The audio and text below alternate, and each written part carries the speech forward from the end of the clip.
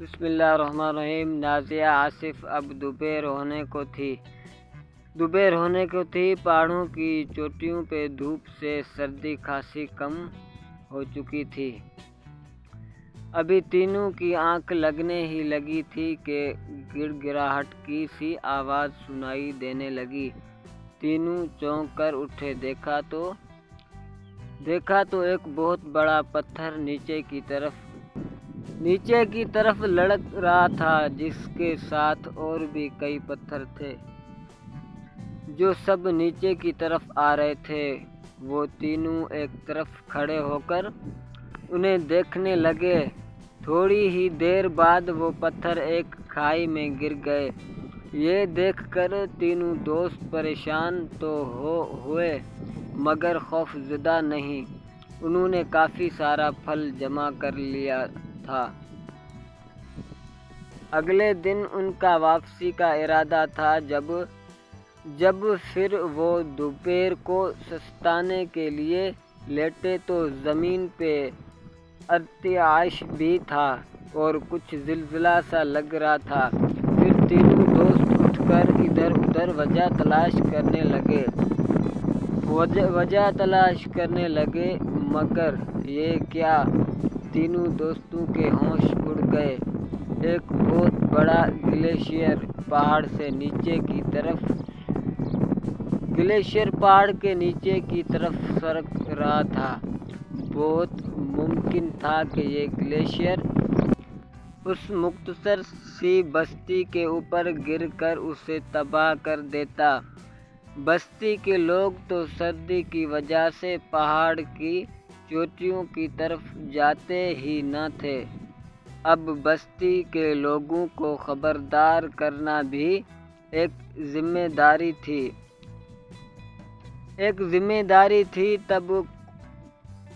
تب کوزی نے بہت سارے پتھر اکٹھے کر کے ایک بڑے سے بوڑے میں بند کیے اور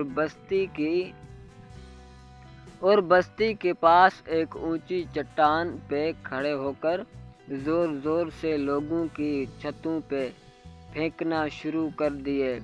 لوگ گھبرا کر باہر نکلے تو دیکھا کہ ان کے صحن اور چھتوں پہ بہت سے پتھر گرے پڑے ہیں۔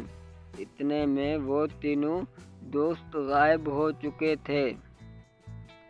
بستی کے لوگ سمجھے کہ گلیشیئر گرنے والا ہے۔ انہوں نے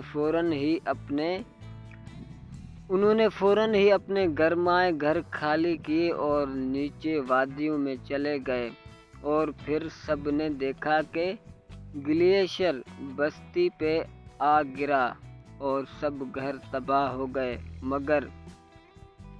مگر کوئی بھی جانی نقصان نہیں ہوا تھا۔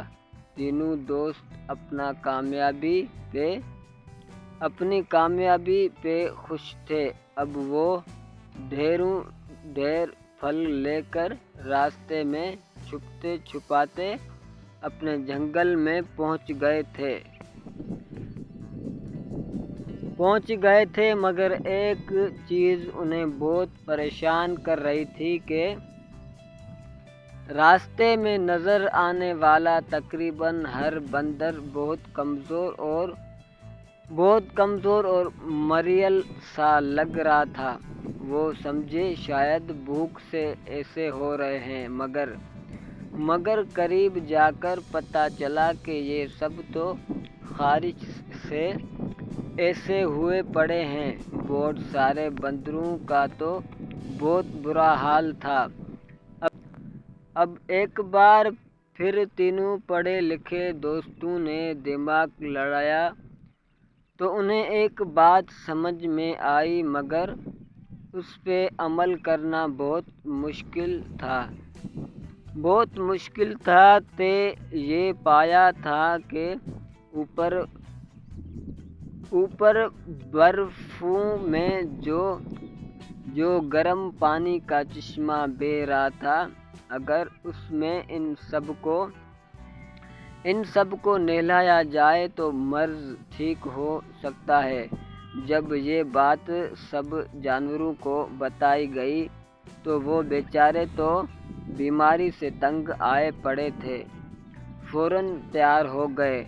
اگلی رات ایک بار پھر بیمار جانوروں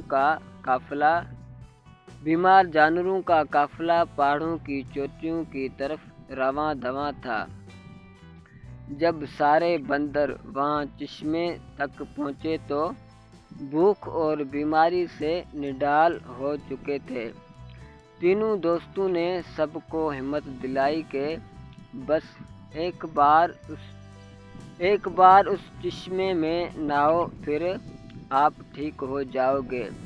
جانور ہمت کر کے اٹھے اور چشمے کے گرم پانی میں نہانے لگے۔ جیسے جیسے وہ نہاتے جاتے ان کو سکون ملنے لگا تھا۔ تب بھیما اور جھونی نے انہیں بتایا کہ یہ سلفر والا پانی ہے جو آپ کے مرض کو ٹھیک کر سکتا ہے۔ تب ننھا بندر بولا، بھیما بھائی، یہ سلفر کیا ہوتا ہے اور یہ یہاں پہ کہاں سے آ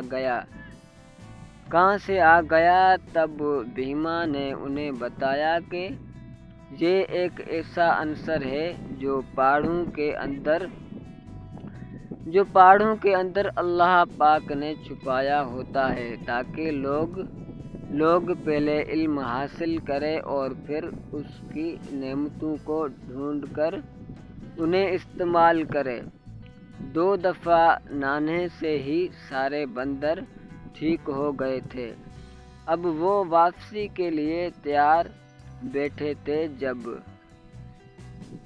جب سارے بندر ٹھیک ہو کر واپس پہنچے تو جنگل کے جانوروں نے بھیما، کوزی اور جھونی کو کندھوں پہ اٹھا کر ان کا استقبال کیا، جنہوں نے ان کی بھوک اور بیماری دونوں کا علاج ڈھونڈ لیا تھا۔ اگلے دن شیر نے جنگل کے سب جانوروں کو اکٹھا کیا، جس میں جنگل کے بادشاہ نے 3 پڑھے لکھے دوستوں کو خوبصورت پھولوں کے تاج پہنائے اور پھر سارے جانوروں کو مخاطب کر کے انہیں بتایا کہ ان 3 دوستوں کا جنگل کے مکینوں پہ کتنا بڑا احسان تھا۔ شیر نے مزید یہ بھی بتایا کہ کل تک شہر سے اور بھی قائدے منگوائے جا رہے ہیں۔ اب سب جانور پڑھنا سیکھیں گے۔ شیر نے انہیں یہ بھی بتایا کہ کچھ صدیاں پہلے انسان بھی جنگل میں ہی رہتا تھا، پھر اس نے علم سیکھ لیا تو وہ مذہب بن گیا اور اس نے ہمیں قید کر کے ڈگڈگی پہ نچانا شروع کر دیا، مگر اب ہم نہیں ناچیں گے، علم سیکھ کر عظیم جانور بنیں گے۔ تو دوستو، کیسی لگی ہماری اسٹوری؟ اگر اچھی لگی تو اسٹوری کو لائک کر دیجئے اور چینل کو سبسکرائب کر دیجئے، بیل آئیکن نوٹیفیکیشن کو آن کیجئے تاکہ ہماری ہر نیو آنے والی اسٹوری ویڈیو آپ تک پہنچ سکے۔ ملتے ہیں اگلی ویڈیو میں، تب تک کے لیے اپنا خیال رکھیے گا۔ اللہ حافظ، اللہ نگہبان۔